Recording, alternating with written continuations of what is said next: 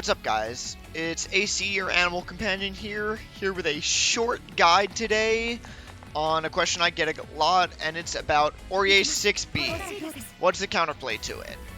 So if you've ever played against an Orie, I'm sure that you know about this move. It's very powerful. It's a 26 frame standing overhead, which is -9 on block, but Orie can special cancel it, even on block. It is good reward on hit.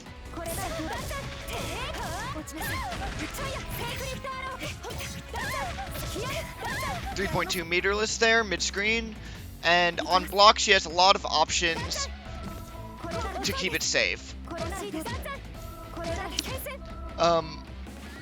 But not these options are full of flaws, and that's what I'm going to try to help you do today, is develop a game plan for dealing with 6B and its special cancel options so that you can hit Orie some amount of the time.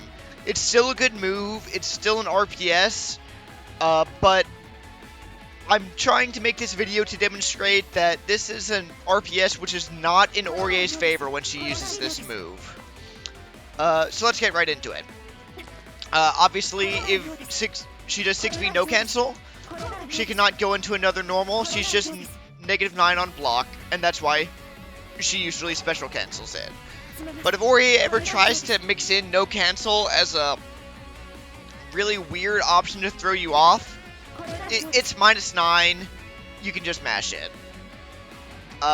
What's probably the most common thing that you'll see from Orie's is 6B into 214B, or 214A, and then follow up with 4B. 214A by itself is -7 on block, but you can cancel it into 4B, which is +4 on block. So it seems great because you have a overhead mix-up, and then you're safe afterwards, you're even plus. The problem with this string is between the 214A and the 4B, there's a 7 frame gap. That means that if you have a fast move, you can just mash out of it. As soon as I get the timing. There you go. Now that is a little bit tricky to do, and not everyone has a button that's as good as Orie 5A. But you can make this a lot easier if you, after you block the 6B, shield the 214A low. If you do this successfully, it's gonna turn that gap into a 10 frame gap, which is a lot easier to manage. 5A whiff there, because it pushed me out a little bit.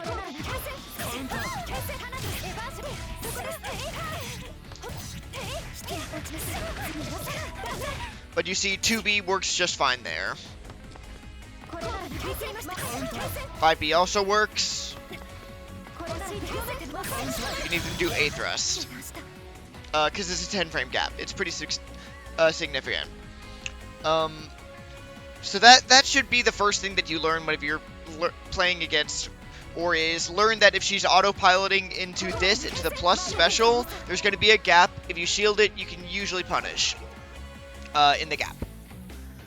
Next thing is Orie can do other moves off of the stand. She can do 214A, 4A, and that's a 5 frame gap, I think, and it's -11 on block. That's the frame trap option. She can also do 4C. That's usually gapless, but she can make it a frame trap. It's naturally a frame trap if you shield it as well. Both of these options are unsafe at -11 and -14, but even on block, Orie can do FF, and depending on the spacing, get an overhead and keep her turn going. So that's really annoying, because you want to be able to punish the negative frame trap options while also counterplaying the FF. And I'll be honest, this is pretty tricky to do. But I've got a couple recordings here that I'm going to try to show your options against it. So this is the first one. This is 214A, 4C no cancel. That's -14. So obviously, if you see this and you get your time your dash correctly, you can punish it. But if she does the FF cancel, like that, your dash isn't going to hit anything, and then she can still hit you on the way down. I think what I like to do is I like to try to counterplay the FF first.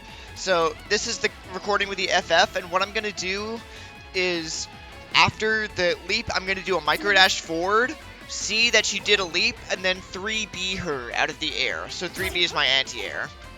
And that's going to look a little weird because I do a dash block, and then I hold down back, hold that, and then 3B on reaction.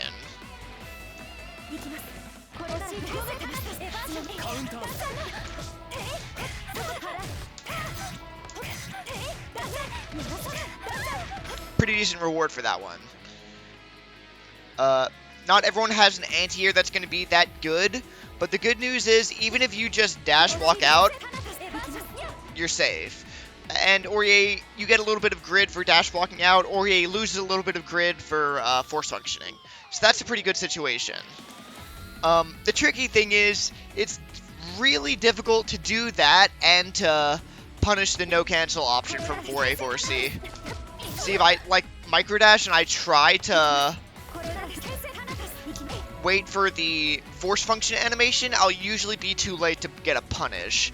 Like, I can show myself trying to cover both of these recordings, but you have to be pretty on point to be able to cover both. See? There didn't get the punish there. It's pretty tricky. Yeah, I got it there. Like, you can get it consistently. It also might help if you shield both hits. That'll put you up to, like, plus 17, but it also pushes you farther away. Yeah, so I'm not getting punished there. So try to look out for one of them, and then, once you scout that option, either be looking for the FF or for the no cancel. Another option, something that you can do, is if you have a really long-range horizontal move, like a B thrust or a 6-6C, if you just do that, then it'll punish the no cancel, and the FF will always whiff. So that's not a bad way to hedge your bets there. I recommend seeing what your character has, but at least be aware of what you can do for both of these, so you can, if you notice an Orie really likes going for one of these options, you're prepared for it. Now, what is my preferred thing to do off of 6B? That's 6B, 2 and 4B. That's a lot safer than 2 and 4A. This is -7. This is -5, and it has a decent amount of push blocks. That means that, like this, no 5-frame move is going to connect right here, and that's pretty nice. But if they shield it, it goes from -5 to -8. So my 9-frame move won't hit there. But whoops.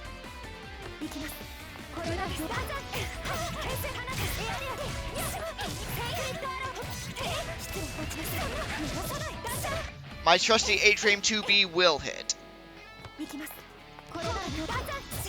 See, that's a straight punish. 2 and 4B is nice because Ories like to do this as it's a safer option, but if you have a good button that reaches this distance, you can punish her. You do 2 and 4B and usually no cancel it because actually the gap between it and the follow-ups are worse. Like, this is an 8-frame gap as opposed to a 7-frame gap, and her other frame trap options are similarly not as good. So usually when Ories do 6B, 2 and 4B, they're trying to no cancel it, and you're going to have to lab out your character's specific answers to it. I've got a couple more recordings here, I think this is 2 and 4B, 4A, yeah. That's, I think, a 6-frame gap, and so that'll go up to 9 when not shielded, and this is that.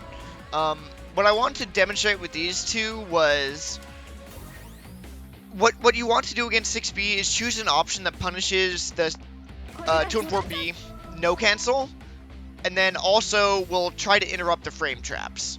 So This is going to be character specific, but for Orie, a nice option here is C-Thrust.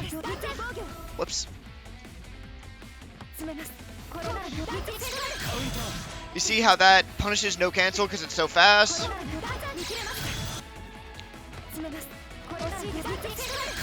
And it also hits the 2 and 4A, 4B, 4A follow-up. But that will lose the 4C. If I time it correctly. Oh, oral trade. Yeah, so the 4C is tricky because the Orie players have to do a manually timed gap to make it actually frame trap. So, yeah, sometimes you'll get that trade depending on the Orie's timing. So yeah, what I would recommend is against the 2 and 4A string, you definitely want to shield the 2 and 4A and then mash the gap so they can't just do 4A, 4B. Like that. And then if they start getting into the follow-ups with 4A, 4C, and force function, then you want to scout one of those options and have your counterplay ready for it. But always against 2 and 4A, shielding it, and then Orie is put into an RPS situation which is not really favorable for her. At the very least, she's going to lose some grid. For the 4B, 2 and 4B, this one is -5 on block. If you shield it, it goes to -8.